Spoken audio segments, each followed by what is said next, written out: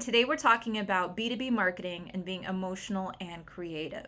So that may sound like those two things don't go together, B2B and emotional and creativity, but they do.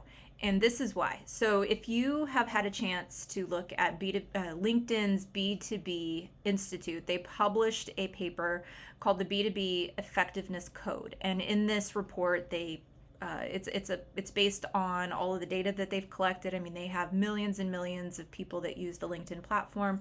You're probably on it as well, quite a lot. So what they did is they aggregated all this research that they've had from their database of users, and they created this report based on that. And what they found in this particular thing that I'm going to mention, I mean, they have lots of information in there, so check it out. There's a link in my blog to it.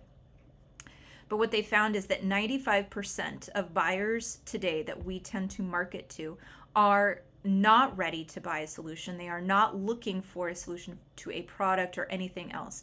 So those are our target audiences that are not ready to buy at this moment. Yet a lot of the marketing that we do today is short-term campaigns, programs, whatever that looks like, to capture 5% of the people that are looking for a buying solution. So you can imagine then, if you are spending this tremendous budget trying to capture 5% of the people that are actually looking to buy, it's highly competitive with, the people that you have in your market that are competitive, or your competitors.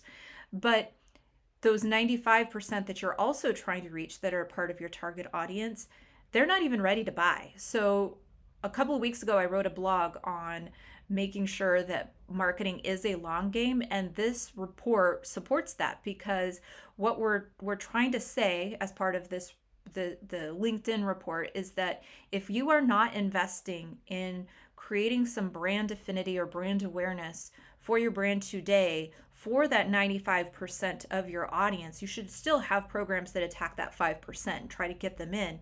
But if you're not laying that groundwork for those 95% that are going to be ready at some point to make a buying decision, you're locking yourself out of the market. You should be trying to get them to pay attention to your product or your brand. And the best way to do that is with emotion and creativity. It doesn't have to be emotion like you think, like, oh, sadness. A lot of times we think of emotion as sadness or feeling, like there's that Coke commercial that came out during Thanksgiving, with a grandson trying to make Thanksgiving dinner for his family, and he keeps messing everything up, but he's guided by this essence of his grandmother who shows up, who passed away, but she guides him to make sure that he creates a nice dinner for his family. And at the end, he toasts her with a Coke. And so it's a Coke commercial, and yes, it's a B2C ad, but there's a lot that we can take from that in B2B, a lot we can learn. He has created that emotion, and that, like, this is something that transcends generations of people. Coke has done that. It brings people together. Well, even if you're a B2B company, you can invoke emotion into your ads and your marketing and the things that you go to market with. You have to find that little nugget that is going to create joy or elation, or help somebody with a problem that they're dealing with, their frustration. Don't forget, those are emotions too that you're helping to be a catalyst to solve.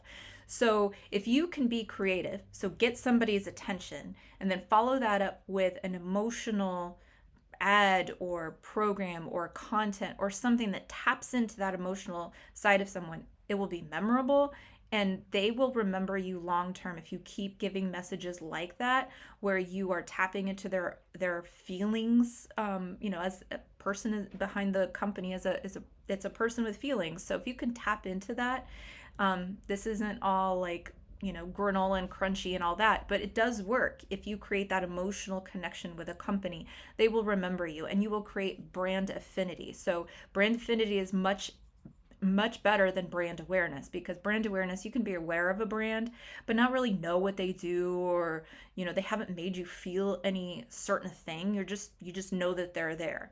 But if you can create brand affinity where they're trusting of you, they look forward to your ads, they start recognizing that, oh, you create something inside of me, then that is what you want to develop for your brands. That's what I do for my customer or for my clients, is help create brand affinity for their solutions. And we're going to start to use a lot more emotion, and you're going to see that companies are going to be moving in that direction because we tend to follow trends that happen on the B2C side in B2B. And we're way behind this curve in terms of tapping into emotion. We've done a lot of things with creativity, but have we backed it up with emotion? If you do, that's a 1-2 punch that you should be taking advantage of.